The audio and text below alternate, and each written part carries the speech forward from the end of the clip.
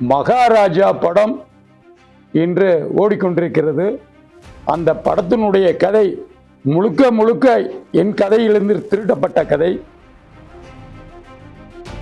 2020 இந்த கதை என்னிடம் வந்து பேசப்பட்ட கதை. நான் பெற்ற பிள்ளைக்கு நான் பெயர் வைக்க வேண்டும். அதாகப்பட்டது ஒரு மனிதனை மன உளைச்சல் செய்வதற்கான காரியங்கள் போல இதை செய்து விட்டார்கள். அவர் வந்து இதே பொழப்பாக அலைஞ்சிட்டு இருந்திருக்கார். எங்களுக்கு தெரியாது. எனக்கு ஒரு பிட் அளவு கிடைத்தால் நான் படத்தை எடுத்து விடுவேன் எந்த ஒரு கதையிலும் இருந்து அப்படி என்பதை அவரே வந்து பேட்டி ஒன்று சொல்லியிருக்கிறார். மகாராஜா படம் இன்று ஓடிக்கொண்டிருக்கிறது. அந்த படத்தினுடைய கதை முழுக்க முழுக்க என் கதையிலிருந்து திருடப்பட்ட கதை. இதை மக்களுக்கு தெரியப்படுத்தவும் மற்றவர்களுக்கு தெரியப்படுத்துவதற்குத்தான் எல்லோரிடம் பேசிக்கொண்டிருக்கின்றேன். சுமார் 2020 இந்த கதை என்னிடம் வந்து பேசப்பட்ட கதை. அதற்கு நான் இயக்குனரிடம் சிறு குறும்படமாக எடுத்து இதை எல்லோருக்கும் காமிக்க வேண்டும் என்று நான் பணத்தை கொடுத்து குறும்படம் எடுக்க சொன்னேன். குறும்படம் எடுத்து கொடுத்தார். நல்ல சிறப்பாக இருந்தது. 2022 வலுவான முயற்சியை செய்து கொண்டு என்னுடைய சபரி பிக்சர்ஸ் குழுவினருடன் கலந்துரையாடல்கள் செய்து கொண்டு எல்லா விஷயங்களை நான் செய்து கொண்டிருக்கிறேன். அப்போது என்னுடைய படத்தை அத்தியாயம் 1 என்ற பெயரில் பழனியம் பகுதியிலே ஷூட்டிங் எடுப்பதற்காக நான் வந்து எல்லா முயற்சியும் செய்து கொண்டிருந்தேன். என்னுடைய படத்தில் ஆர்டிஸ்டர்களாக நடிகர்கள் KS ரவிக்குமார், சார்லி மற்றும் என்னுடைய ஹீரோக்கள் மற்ற அப்புக்குட்டி போன்ற சென்றாயன் போன்ற எல்லோரிடமும் கால் ஷீட் வாங்கி ஷூட்டிங் சிறப்பாக செல்வதற்கு நான் எல்லாம் அமைத்திருந்தேன். ஆனால் ஷூட்டிங் செல்வதற்கு முன்பாகவே மழை பெய்து இடையூறாக இருந்ததனால் நான் ஷூட்டிங்கை ரத்து செய்து விட்டேன்.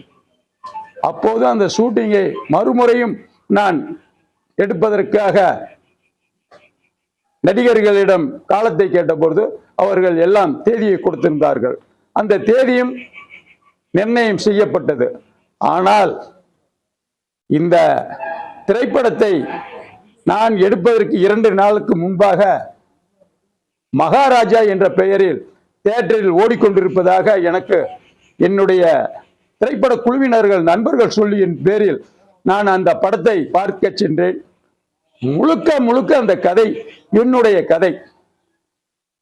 இதற்கு என்ன செய்ய வேண்டும் என்று ஆராய்ந்த பொழுது நேராக சங்கத்திற்கு சென்றேன். சினிமா சங்கத்திற்கு சென்றேன். பாக்யராஜ் அவர்களிடம் நான் தபால் கொடுத்தேன். பாரதி ராஜா அவர்களிடம் சென்று நியாயம் கேட்டேன். காரணம் அவர்கள் சங்க தலைவர்கள் என்ற முறையில் நான் வந்து பதிவு செய்யப்பட்ட கதை. இந்த பதிவு செய்யப்பட்ட கதை எந்த முகாந்திரத்தில் வெளியே சென்றது என்றால் அதற்கு காரணம் உண்டு, அதற்கு சாட்சியம் உண்டு. ஆனால் என்னை போன்ற தயாரிப்பாளர்கள் வளர விடக்கூடாது என்பதற்காக அங்கு ஒரு கூட்டமே செயல்பட்டு கொண்டிருக்கிறது. விஷால் அவர்கள், நடிகர் விஷால் அவர்கள் சொன்னார்கள், சிறு தயாரிப்பாளர்கள் வளர்வதற்கு நாம் வழிபட வேண்டும் என்று.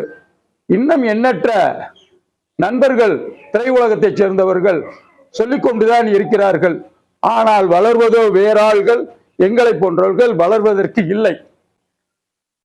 இந்த கதையினுடைய அம்சத்தை வைத்து பார்த்தால் நான் சென்று பார்த்த பொழுது விஜய் சேதுபதி அவர்கள் சிறப்பாக நடித்திருந்தார்கள். இதை தயாரித்த தயாரிப்பாளர் சிறப்பாக செய்திருந்தார். ஆனால் இயக்குனர் என்ற முறையில் அந்த திருட்டு நாய் எனது கதையை திருடிவிட்டது. அதற்கு ஆதாரம் உள்ளது. நான் பெற்ற பிள்ளைக்கு நான் பெயர் வைக்க வேண்டும். சமூகத்தில் வாழ தெரியாதவன். அந்த மகாராஜா படத்தினுடைய இயக்குனர் திருடி சென்று விட்டது. இதற்கு நியாயம் கேட்டு எந்த அளவுக்கு வேண்டுமானால் நான் செல்வேன். காரணம் என்னவென்றால் முழுக்க முழுக்க இந்த கதை என்னுடையது. இது இல்லாமல் எல்லா பிரச்சனைகளுக்கும் சாட்சி உண்டு, ஆதாரம் வைத்துள்ளேன். குறும்படத்தினுடைய எடுத்ததற்கான ஆதாரம் தருகின்றேன்.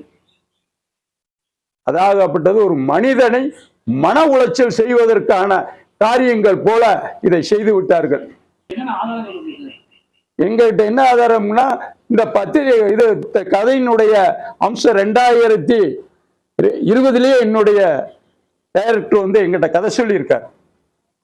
இதை நாங்க என்னன்னு கேட்டீங்கன்னா, குறும்படமாக எடுத்து அதை நாங்க வச்சிருக்கோம். அதை பதிவு பண்ணி வச்சிருக்கிறோம், படத்தையும் பதிவு பண்ணி வச்சிருக்கிறோம். என்னுடைய சங்கத்தில், தயாரிப்பாளர் சங்கத்துல கே பாக்கியராஜ் கிட்ட அந்த சங்கத்துல நாங்க பதிஞ்சு வச்சிருக்கோம். இயக்குனருங்கிற முறையில் பாரதி ராஜாட்ட போய் நாங்க எல்லாமே ரிப்போர்ட் சொல்லி இருக்கிறோம்.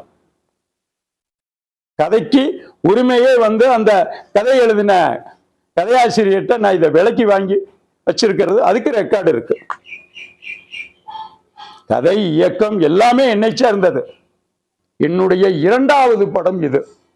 இதில் என்னென்னா, நான் இந்த படத்தை மிக சிறப்பாக செய்து இதில் எனக்கு பேரும் புகழும் கிடைக்க வேண்டும் என்று முதல் ஆசீர்வாதம் செய்தது சார்லி அவர்கள்.